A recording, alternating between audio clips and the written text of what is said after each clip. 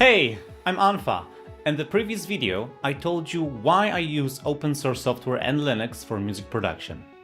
In this video, I'm going to tell you what software I use precisely and also share my reasons for choosing that, because I want this video to help you decide if this stuff is going to work for you. And for that, you need to know why it works for me, not just that it works. I'll skip a lot of detail because this video could easily last a week, and we don't want that. Please keep in mind that I have preference. So my weapon of choice might not be the best for you, but in case this sounds fun,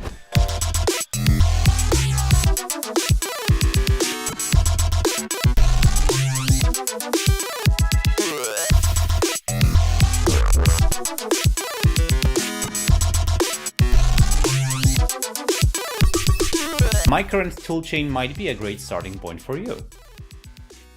Alright, let's begin. And I will begin with the operating system. You already know that I'm using Linux for all my work, but the number of Linux distributions is approaching infinity, so that info alone isn't that helpful. In the past, I've been happily using KX Studio Live DVD as my main system. That one is now badly outdated, so I had to switch. For a few years now, I've been running Linux Mint 18.3 with KDE 5. Why did I choose this one? Three main reasons. First, with Linux Mint, I can use both KX Studio repositories and PPAs. KX Studio repositories, I already made 2 videos about these, so let me just say, it's a fantastic source of cutting-edge open-source software for audio production. PPAs are personal repositories, usually created by developers to distribute newest versions of their software. I use it for a couple of video tools like OBS and Simple Screen Recorder. Second reason, KDE 5 or Plasma Desktop as it's also called. It's a great looking desktop environment that has a lot of features that I find missing from its alternatives. And third, Linux Mint has a great tool for managing video card drivers. So I was able to install NVIDIA drivers and get CUDA working relatively easy there. Now, it doesn't have really much to do with music production, but I also do graphic design, 3D animation and rendering, and I need this stuff. However, it can also be helpful for playing games. So that's my main reasons for choosing Linux Mint 18.3. However, the problem I'm facing right now is that Linux Mint is no longer shipping with Plasma Desktop. So I'm actually looking for a replacement. I just don't think Cinnamon can replace Plasma in my life. Before I move on to the next section, I would like to discuss a topic known as the modular workflow. Now, the Linux audio ecosystem has a lot of standalone programs that can be used together with the JAX server to create a virtual modular environment. It's a bit like having a desk and putting a mixer, some effects, synthesizers, sequencer, and connecting all of that with cables to produce music. Now, this can be a lot of fun, but I think there's one big problem with all modular setups. You can't easily save and load your work, and for me that really kills productivity. I know there are so-called session managers, but I couldn't ever get this stuff to work for me, so I have ultimately decided that whatever I'm going to be using to make music, it has to live inside of a digital audio workstation. Fine! Now we can move on and talk about the digital audio workstation. For many years, I've been making music with LMMS in tandem with Ardor. I've produced multiple full-length albums this way, including the most recent one titled Suppressed. However, in 2017, I finally decided to drop LMMS and focus my workflow entirely on Ardor alone. Why? I made a detailed video comparing the two in the past, so let me just rephrase that real quick. For many years, LMMS was the only integrated music production environment with MIDI editing and sound design capabilities that would suit my needs. LMMS, however, lacked advanced signal routing, LV2 plugin support, audio recording and editing, and other functions that Ardor boasted for years already. In order to be able to do everything I wanted, I had to use both programs together. I used to do it like this. Make instrumentals in LMMS, export a mix, import it into Ardour, add vocals, guitars or extra editing and effects, then export another mix, and finally master all the mixes in a separate Ardour session to produce the final album. However, Ardour was developing its MIDI workflow for quite a few years now, and once I found it has matured enough to be production ready, I've decided to drop LMMS and simplify my workflow. So that's that. The last part of the toolset I want to talk about are the plugins. That's a big one. We're gonna need a few subcategories here. Let's talk about synthesizers first, then we'll move on to effect processors. Hey dude, but what about the samplers? You see, I'm a bit weird in this regard. Other people use drum samples they found on the internet, and I used to do that too back in 2005, but now I synthesize all my drums. So that's why I don't use any sampler. Moving on, the synthesizer plugins. And the synthesizer plugin that I use 95% of the time is Zenfusion. Why? Well, again, it's the most powerful, versatile and modern open source sound synthesizer out there. I dare you to prove me wrong on this. There is something on the horizon that might challenge this, but for now, Zenfusion has almost everything I need. In case you don't know, Zenfusion is a new graphical user interface to ZenatSubFX 3.0. It runs in a single window, it's scalable, it's awesome. It made me work with ZenatSubFX even faster. In case you want to learn the all-user interface, a few years ago I made a long-ass video covering everything in great detail. And also lots of the knowledge will translate to Zenfusion as well, as it's the same synth under the hood. However, if you feel intimidated by ZenatSubFX complexity, I can recommend a few other Libre synthesizers that are not as layered, namely Tal Noisemaker, OBXD, Helm, Oxy FM Synth, and Dext, if you're hardcore. However, know this, that ZenatSubFX can do almost everything that these synthesizers can, and much, much more. So if you're really serious about sound design and you want to use open source stuff, learn ZenatSubFX. But unfa, you have to recommend me some sampler plugins, please! Alright. Well, I actually use them too when I do more guitar-focused stuff.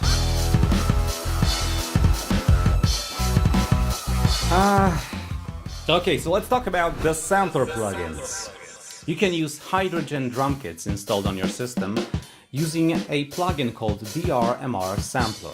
It's simple, it only allows stereo output. We could work around this, but I never had it crap out on me, so it's safe to use. If you need quick, great sounding acoustic drum sounds, I recommend AVL drum kits.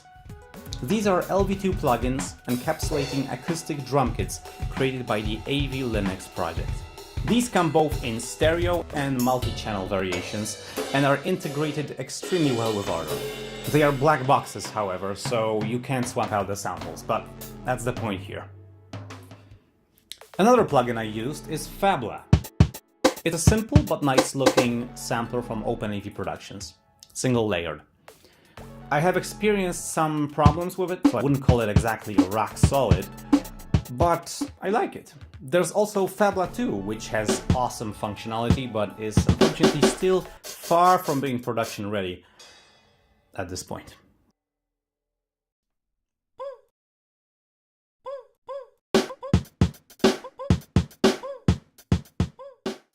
I've briefly tried Sample V1 and Drum K V1 from the man behind Qtractor. I think these are solid options among LV2 samplers, but again, I haven't worked them too hard, so don't blame me if they disappoint you. There's also some decent looking drum samplers in the LSP bundle. They support velocity layers, stereo or multi-channel output. Again, my experience is very limited, so proceed at your own risk. I'll mention one last drum sampler because it's freaking kick-ass. Drum Gizmo. If you know how to mix acoustic drums from scratch, watch this talk by Bent and you can tap into the amazing drum kits and technology of Drum Gizmo. I am the main developer of Drum Gizmo. 10 years ago when I made it, I had a very specific workflow in mind. My tip, pick a drum kit and read its README file before you start. There's a listing of all the output channels and what they are supposed to be. Without that, you'll be lost. Once you sort that out, you can do stuff like this.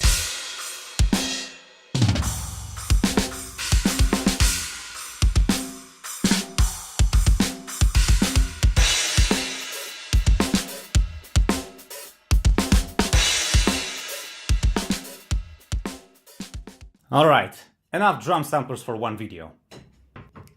Now let's talk about something I'm really excited about, and that is the effect processor plugins. Let's start with delays. Calf Vintage Delay. Syncs to BPM, sounds great, I use this all the time.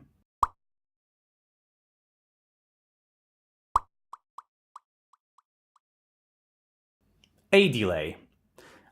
An Ardor's Lua plugin that can be used for some awesome flanging effects if you automate the delay time in millisecond range.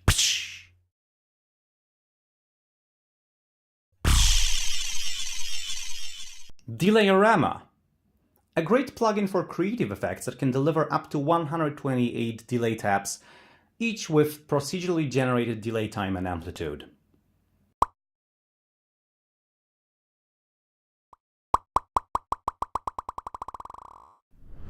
Reverbs. Umverb is my favorite right now. Its sound is full and smooth, without that strange tinny character that many synthetic reverbs have. It's also very flexible and it looks nice.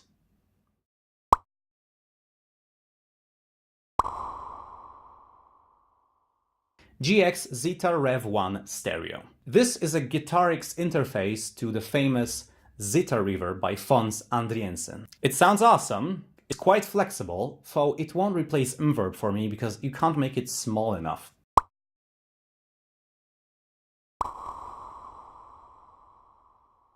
GX Reverb Stereo. This one sounds a lot like a spring reverb, which is very rare among synthetic reverbs. It sounds nice on drums and guitars, so there's not much things to set up here.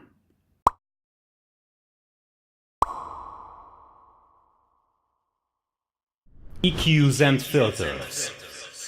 I use EQ10Q for everything. I used to use Calf Equalizer 8-band. This one is also very nice. So one day I just decided to try EQ10Q and it stuck with me.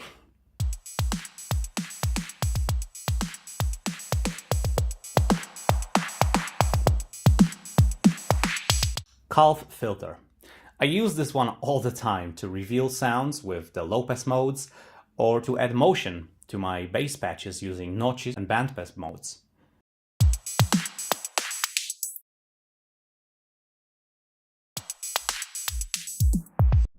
Pitch shifters. I love MA pitch shift for messing things up, especially when you automate the ratio and window parameters. It creates cool glitchy effects.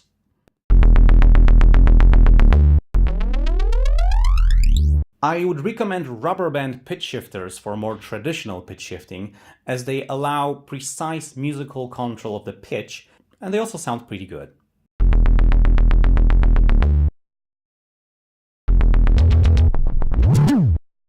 For some quick sound butchery, I also like using AM pitch shifter. It can sound very glitchy and bad, and I like that.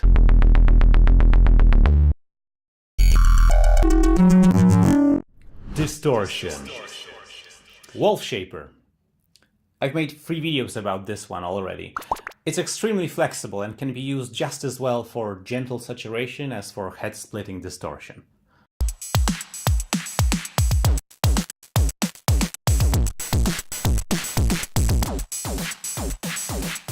Tap Tube Warmth is a great sounding, yet simple saturation plugin.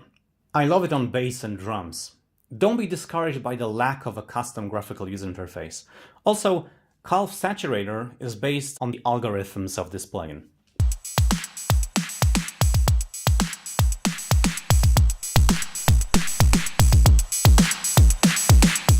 Caps Amp VTS Tube Amp plus Tone Stack.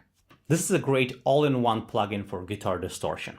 Again, don't be misled by a lack of a custom GUI. It sounds great, and not just on guitars. GX Amplifier X. This is a fancy-looking, great-sounding, all-in-one guitar distortion suite with tube, cabinet, and tone stack emulation.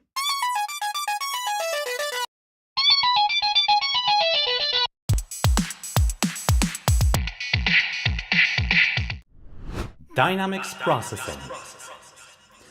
Calf compressor is what I use all the time. It's great looking, versatile, easy to use. The compression graph function is very helpful. Calf sidechain compressor. Same story, only now the kick drum compresses the bass line.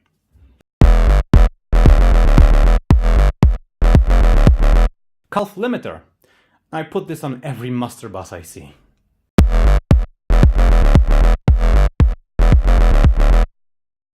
Multiband compressor stereo X8 from LSP. This is an 8-band compressor. By default it runs with 4 bands. It sounds way cleaner than the Calf multiband compressor, though the interface is a bit cluttered.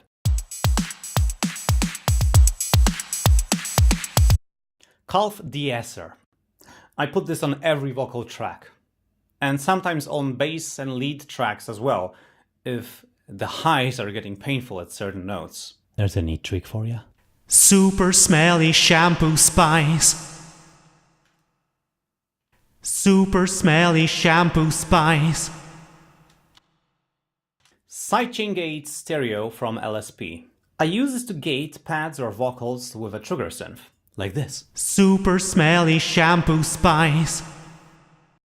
Super smelly shampoo spice. Other. Argot Lunar 2. It's a versatile granular processor. You can do dozens of strange effects with this one.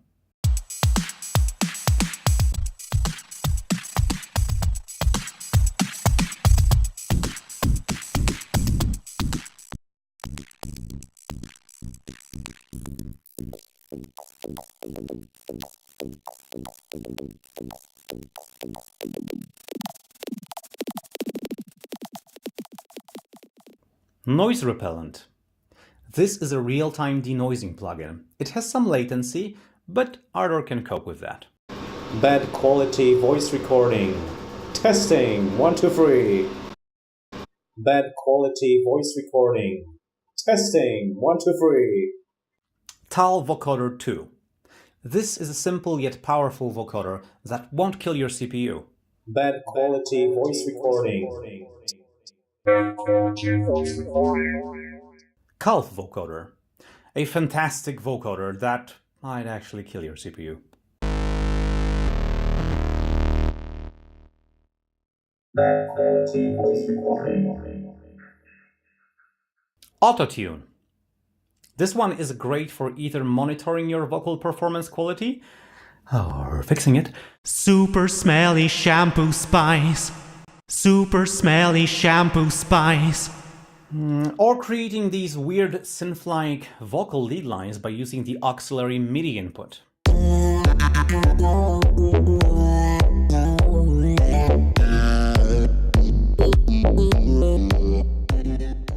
Bitrate repeat.